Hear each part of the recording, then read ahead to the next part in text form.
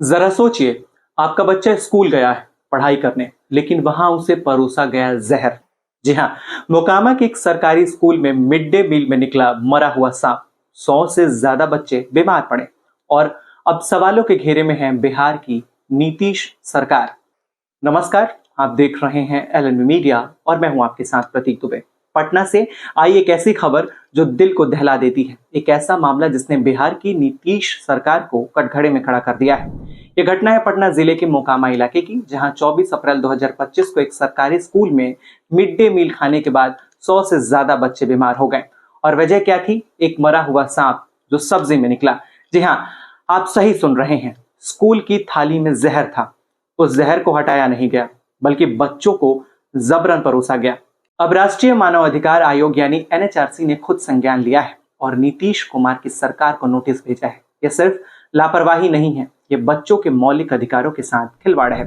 24 अप्रैल को मोकामा के एक सरकारी स्कूल में रोज की तरह मिड डे मील बांटा जा रहा था। करीब 500 बच्चों ने खाना खाया था, लेकिन तभी स्कूल में अफरा तफरी मच गई। कुछ बच्चों ने पेट दर्द की शिकायत की तो कुछ उल्टियां करने लगे। बात यहां तक पहुंची कि एक के बाद एक दर्जनों बच्चों की तबीयत बिगड़ने लगी। जब खाना जांचा गया तो सामने आया कि सब्जी में एक मरा हुआ सांप मिला था। मीडिया रिपोर्ट्स के मुताबिक खाना परोसने से पहले ही कुछ लोगों ने सांप को देख लिया था, लेकिन इसके बावजूद भी खाना परोसा गया। कहा जा रहा है कि रसोइये ने सांप को निकाल दिया, लेकिन सब्जी वही रही। क्या यह लापरवाही है? सीधा अपराध नहीं है?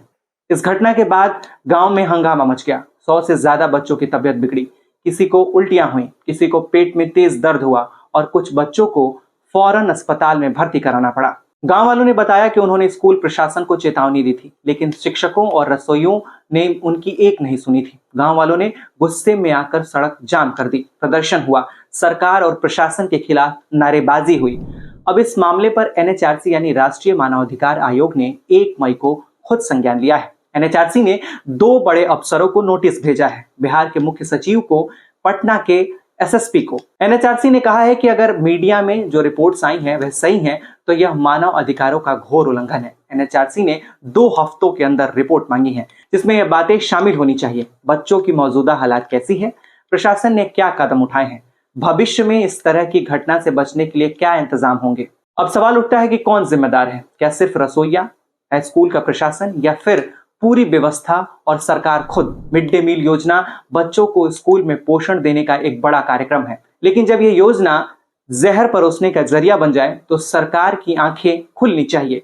इस घटना ने नीतीश सरकार की प्रशासनिक जवाबदेही पर बड़ा सवाल खड़ा कर दिया है। मिड डे मील योजना भारत सरकार की एक प्रमुख योजना है ताकि सरकारी स्कूलों में पढ़ने वाले बच्चों को पोषण युक्त भोजन मिले, लेकिन इस योजना में आए दिन गड़बड़ियों की खबरें सामने आती हैं। कहीं खाने में कीड़े निकलते हैं तो कहीं भोजन सड़ा हुआ निकलता है, और अब तो सांप जैसे जानलेवा चीजें भी मिल रही हैं। बिहार में यह पहली बार नहीं हुआ है, इससे पहले भी राज्य के अलग अलग जिलों में ही ऐसी घटना सामने आती रही है। इस घटना को लेकर बिहार की राजनीति भी गर्मा गई है। विपक्षी पार्टियों ने नीतीश कुमार सरकार पर हमला बोला है। नेता प्रतिपक्ष ने कहा है कि बिहार में बच्चों की जिंदगी भगवान भरोसे है, सरकार को शर्म आनी चाहिए। बच्चों को जहर खिलाया जा रहा है और मुख्यमंत्री चुप हैं। वहीं जेडीयू और एनडीए के कुछ नेताओं ने इसे स्थानीय स्तर की चूक बताकर पल्ला झाड़ने की कोशिश की है, लेकिन एनएचआरसी की एंट्री ने अब मामला बड़ा बना दिया है। अब सवाल सिर्फ स्कूल पर नहीं है, पूरी सरकार पर है, प्रशासन की साख पर सवाल है। क्या स्कूलों की मॉनिटरिंग सही से हो रही है? क्या किचन की साफ सफाई की नियमित जांच होती है? क्या भोजन पकाने वालों को ट्रेनिंग दी जाती है? और सबसे जरूरी बात, बच्चों की सुरक्षा की गारंटी कौन लेगा? सरकारी स्कूलों में पढ़ने वाले बच्चों की जिंदगी कोई प्रयोगशाला नहीं है। सरकार को अब सिर्फ जांच रिपोर्ट देने की औपचारिकता नहीं करनी चाहिए, बल्कि सभी बच्चों की सेहत पर लगातार नजर रखनी चाहिए। उन्हें पोषण युक्त भोजन और स्वास्थ्य सेवाएं दी जानी चाहिए। जिन बच्चों को नुकसान हुआ है उन्हें मुआवजा और मनोवैज्ञानिक मदद भी दी जानी चाहिए। एनएचआरसी का नोटिस इस बात का संकेत है कि अब यह सिर्फ एक मामूली घटना नहीं मानी जाएगी। यह एक संवेदनशील मानवाधिकार का मामला है। यह एक सिस्टम फेलियर है जो जवाब मांगता है, और यह एक राजनीतिक मुद्दा भी है जो आने वाले चुनाव में गूंज सकता है। इस पूरे मामले ने हमें एक आईना दिखाया है कि कैसे बच्चों की सुरक्षा और सेहत के नाम पर योजनाएं बनाई जाती हैं, लेकिन जमीनी हकीकत में उन्हें जहर परोसा जाता है।